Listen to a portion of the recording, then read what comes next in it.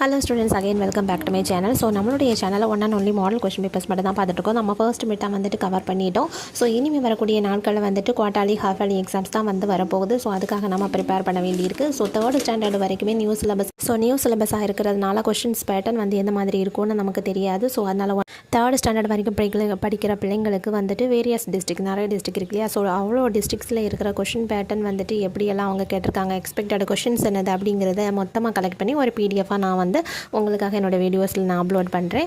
So அது மட்டும் கிடையாது, 1 to 12th ஸ்டாண்டர்ட் படிக்கிற பிள்ளைங்களுக்கான மாடல் வீடியோஸும் நான் இனி வரக்கூடிய நாட்கள் கண்டினியூஸாக நான் போட்டுருவேன். ஏன்னா லாஸ்ட் 1 வீக் என்னோடய வீடியோ அப்லோட் பண்ண முடியலை. Sorry for the delay. ஓகேவா.